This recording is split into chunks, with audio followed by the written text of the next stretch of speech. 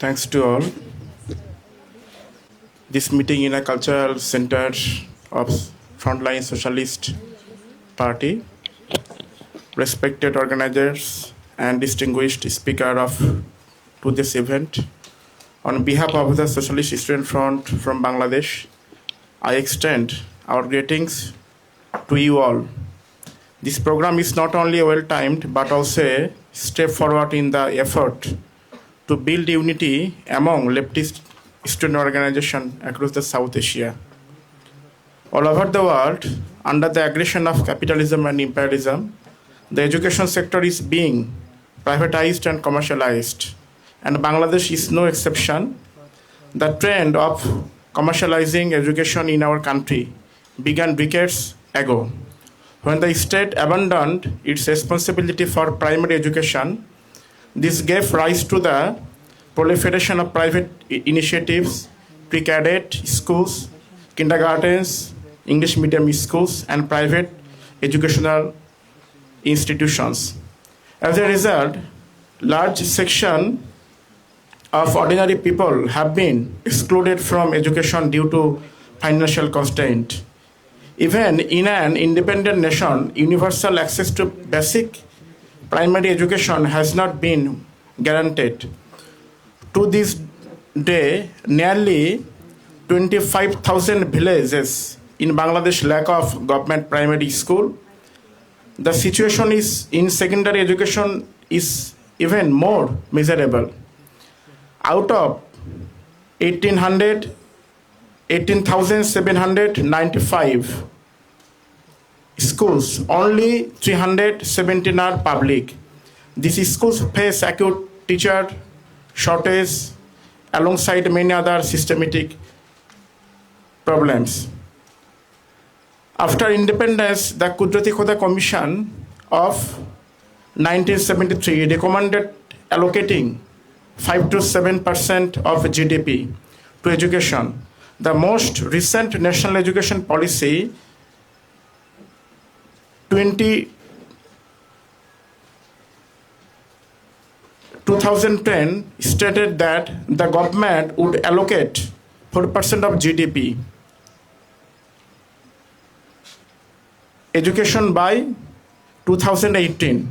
According to UNESCO, a country should allocate at least 6% of its GDP or 25% of its national budget to education. Progressive student organizations and education enthusiasts have long demanded this. Every year when the budget is announced, the same discussion reemerges. Surely this time education will be given more importance than in the previous year. But that does not happen. In reality, the allocation for education is being reduced year by year.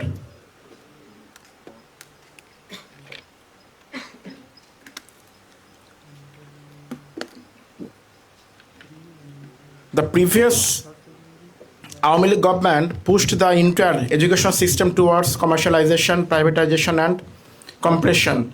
State allocations for education decreased, while private institutions flourished with profit-driven education. Following the uprising, students and the public had expected the budget for education to increase significantly, but their wish was not fulfilled.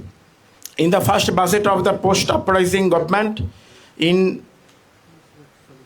2024 to 25 financial year, only 1.69% of the total GDP was allocated to education.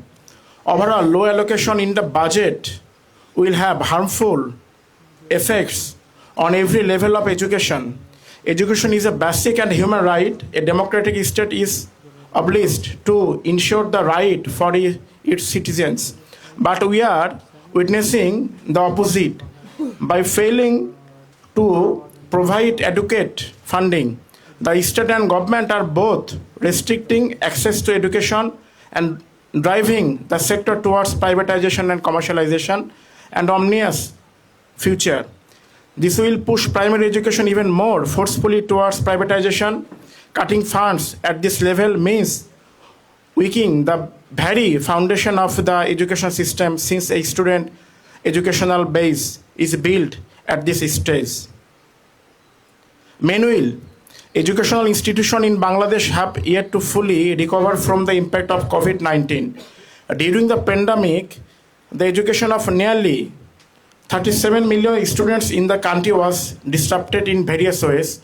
Around 35% of school children dropped out as a result. In past budget, we have not seen that short or long-term plans nor any financial allocation to reintegrate these students into the education systems. The previous Awami League government introduced the National Curriculum 2021 covering education from primary to grade 12. This curriculum was formulated in an undemocratic manner and attempts were made to manufacture public consent through party-affiliated intellectuals and state-controlled media. Several democratic and foreign NGOs are involved in its formulation. Due to the increased tendency toward privatization and commercialization of education, as well as rising educational cost, the general public opposed this curriculum.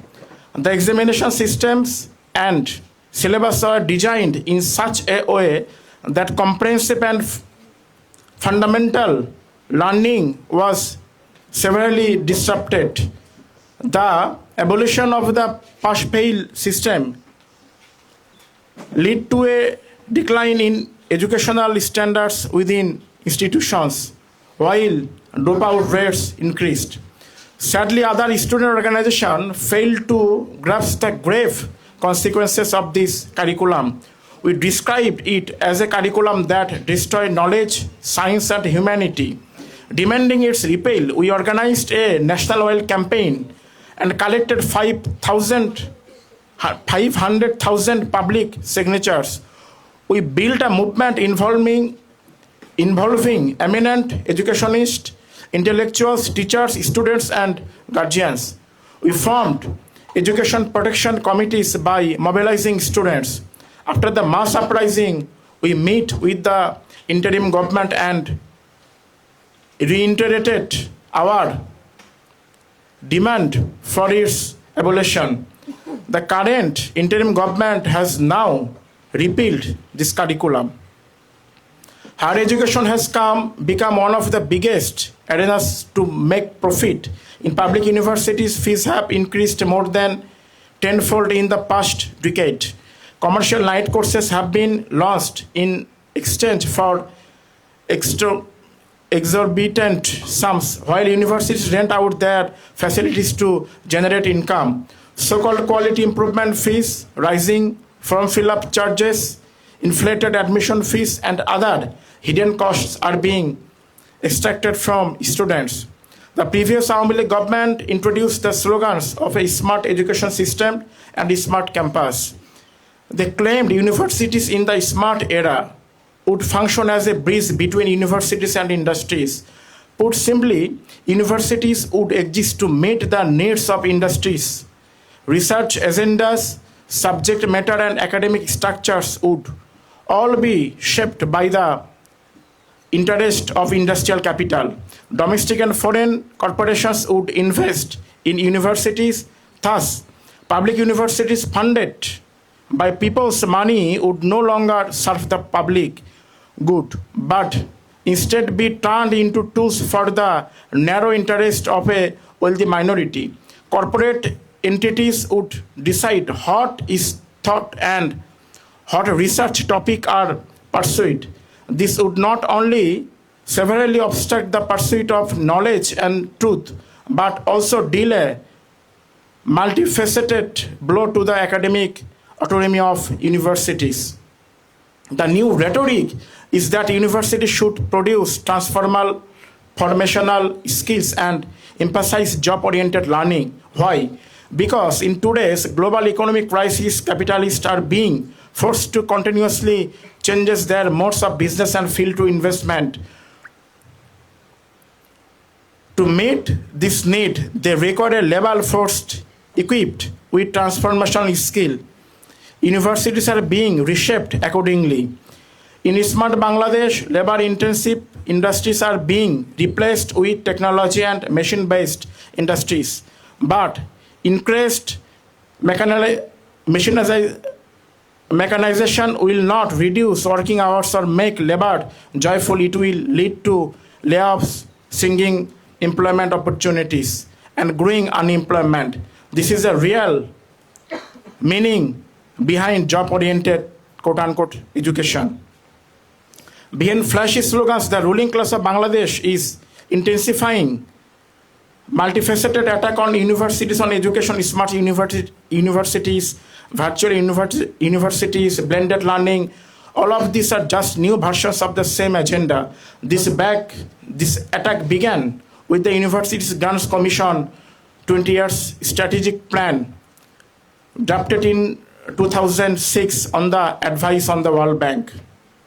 Its main objective was to mold cheap labor in countries like Bangladesh to suit the need of the global capitalist market. It was written in line with the agenda of the government and the World Bank, not based on the real experience or need of the teachers, students, parents, or the population. The effects of commercialization are already evident. The relationship between teachers and students are degenerated into that of buyers and sellers. Education pursued mainly as a means to earn certificates or high grades is fostering selfishness and profit-seeking attitude rather than cultivating human values. As a result, even as the number of educated individuals increases, corruption and anti-people activities are often carried out by degrees holders themselves. Institutions of higher learning no longer reflect higher ideas. Therefore, it is an urgent demand of the time that all democratic-minded people of good conscience unite to wage a fierce struggle against the policies of privatization and commercialization in education. This fight is not only about defending the right to ordinary people to education, it is also about resisting the process of dehumanization that is spreading throughout society. Thank you all, comrades.